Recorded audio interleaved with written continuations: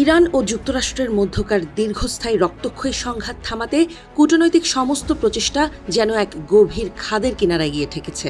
যুদ্ধ বন্ধের কোনো লক্ষণ তো দূরের কথা, বরং মধ্যপ্রাচ্যের আকাশে বাতাসে এখন কেবলই আরও বড় সংঘাতের কালো ধোঁয়া উঠছে।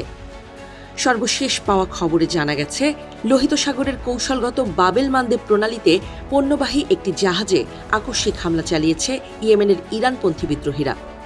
মিশরীয় মালিকানাধীন তিহামাহ নামের ওই জাহাজটিতে চালানো এই হামলায় মুহূর্তের মধ্যে প্রাণ হারিয়েছেন 4 জন নাবিক। নিহতদের মধ্যে 3 জন পাকিস্তানি এবং 1 জন ইন্দোনেশীয় নাগরিক রয়েছেন বলে নিশ্চিত করেছে আন্তর্জাতিক সংবাদ মাধ্যম রয়টার্স। বিদ্রোহী নিয়ন্ত্রিত বার্তা সংস্থার দাবি অনুযায়ী সৌদি আরবের উদ্দেশ্যে সামরিক সরঞ্জাম বহন করার কারণেই জাহাজটিকে টার্গেট করা হয়েছিল।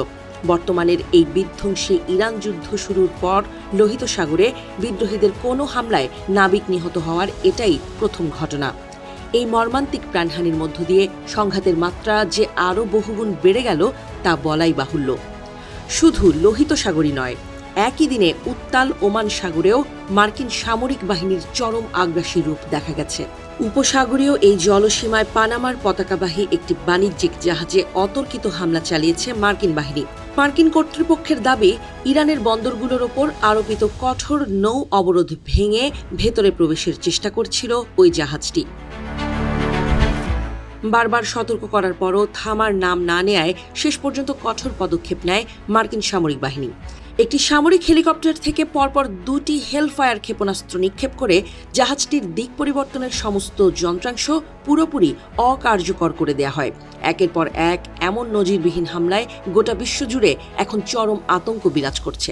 এই রক্তক্ষয়ী সংঘাতের স্থায়ী সমাধানের পথ যেন দিন দিন আরও বেশি অন্ধকারের দিকে তলিয়ে যাচ্ছে, যার প্রত্যক্ষ প্রভাব ইতোমধ্যেই পড়তে শুরু করেছে বিশ্ববাজারে। হু হু করে বেড়ে চলেছে তেলের দাম এবং বড় ধরনের দরপতনের মুখে পড়েছে বৈশ্বিক শেয়ার বাজারগুলো।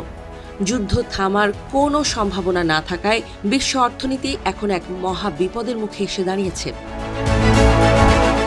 পরিস্থিতি আরও জটিল করে তুলেছেন ইরানের শীর্ষ নিরাপত্তা কর্মকর্তা মোহসেন রেজাই।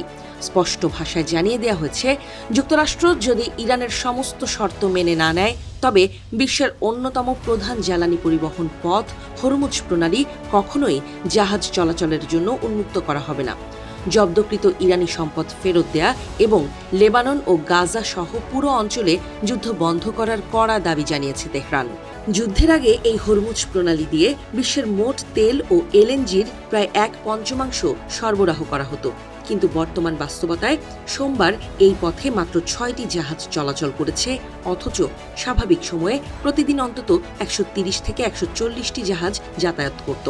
এই গুরুত্বপূর্ণ জলপথ দীর্ঘ সময় বন্ধ থাকলে বৈশ্বিক জ্বালানি বাজারে যে চরম বিপর্যয় নেমে আসবে তাতে কোনো সন্দেহ নেই। এদিকে পাল্টা চাল চেলেছেন মার্কিন প্রেসিডেন্ট ডোনাল্ড ট্রাম্পও। গত 50 বছরের সংঘাত, হামলা ও বিক্ষোভে নিহত মার্কিন নাগরিকদের জন্য ইরানকে বড় অঙ্কের ক্ষতিপূরণ দেওয়ার নতুন এক অদ্ভুত দাবি সামনে এনেছেন তিনি। ট্রাম্প এক সাক্ষাৎকারে জানিয়েছেন, এই অনিশ্চিত অবস্থা আরও কিছুদিন চলতে পারে এবং ইরানিরা কুটো চাল চাললেও তিনি তাদের সাথে নিজের মতো করে দর কষাকষি চালিয়ে যাচ্ছেন।